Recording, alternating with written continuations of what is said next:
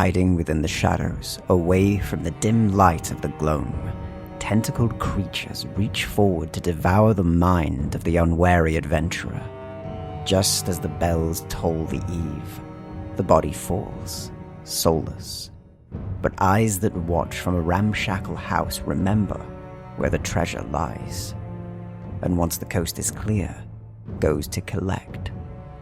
As the next bell strikes, the body is dismembered, its parts to be put in sale for any and all manner of creatures that wish to indulge in the delights of human flesh. Welcome to Skullport, the safest and only city within the Undermountain. To survive this hive of scum and villainy, you'll need to be as devious as those who inhabit it. Make no mistake, your life and very soul is on the line with every step you take through its twisted alleys. But prove yourself a savvy survivor, and you can find a wealth of information, wicked treasures, unlikely allies, and even a place of rest before you delve deeper into the deadly Undermountain. Built atop the Netherese ruins, Skullport lays along the subterranean river Sargauth, which is often used as a trade route to the world above. As you pass down this river, faint, spectral portals line the cavernous walls, big enough for ships to pass through if their crew were brave enough to steer into them. These were overseen by the Keepers, powerful mages that regulated the passage of traffic between Skullport and the various places they led to on the outside. The traffic could consist of simple merchant ships bringing in much-needed supplies from the surface, pirate ships led by the chaotic Riverborn, or even unfortunate slaves smuggled in by the Reforged Ring. Of course, passage was always treacherous, the caverns long and twisting, and seafaring battles between rival pirate gangs were commonplace, though somewhat subdued due to the floating flameskulls, the 13 skulls of Skullport, that act with their own form of unique and cruel justice.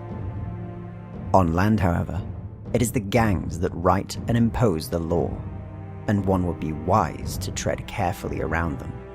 The most powerful was the Mandible, whose leader wielded a sword known as the Dragon's Tooth, a sword which changed hands often due to the internal bickering of the gang.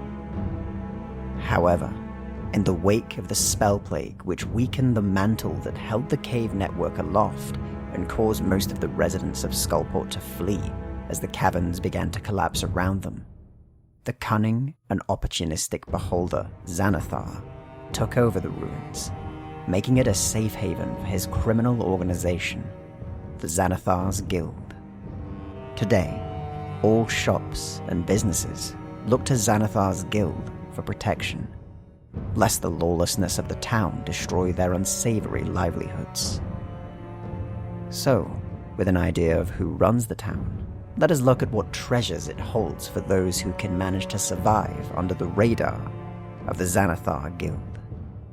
The crown of Skullport, before the spell plague, was a den for the sinfully rich and powerful merchants and pirate captains that held dominion.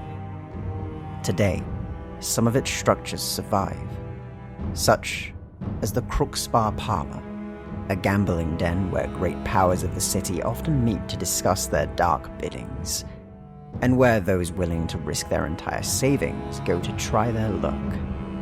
If one still has money left after leaving the parlor, they can spend the rest of their fortune at the Worm's Gullet, a restaurant serving the best Skullport has to offer within the hollowed-out carcass of a long-dead purple worm. For those looking to shop or for a fight, however, head no further than the Venta district, where the most dark and interesting of businesses lay.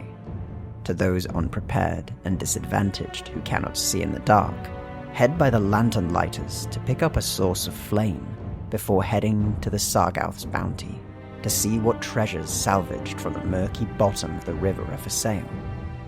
Of course, it would be foolish to even consider walking through the winding streets without adequate protection, and so the Poisoned Quill should be a stop to pick up weapons or twinbeards, to acquire some traps for possessions you cannot always carry. Weapons acquired, those brave and foolhardy enough can stop by the Bat's Roost to christen their blade with blood in the deadly fighting pits for gold and glory.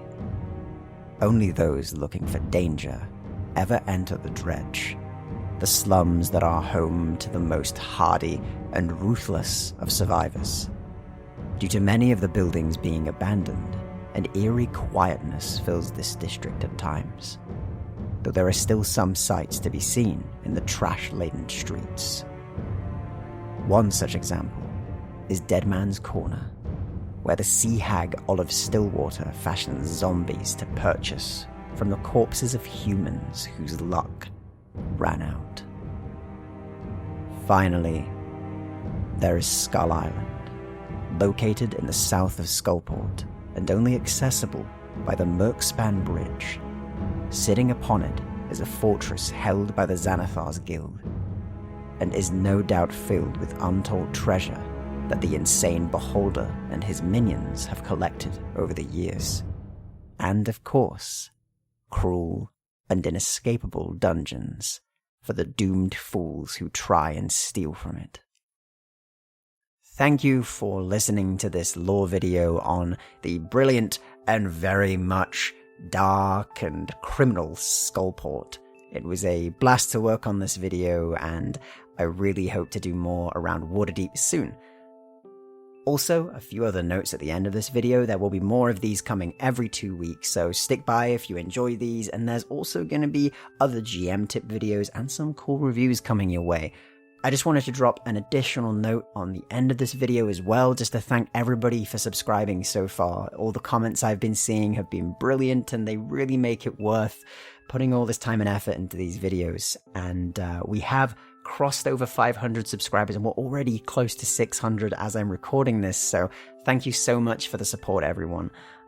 I do also have a Patreon now, so if you want to support the channel in any way, even $1 goes a long way to improving the quality of the videos, getting new artwork done for certain videos and streams, and much, much more. You can find that in the description below. But until next time, subscribe if you want to see more of these videos, and we'll be back soon with more Forgotten Realms lore. Thank you.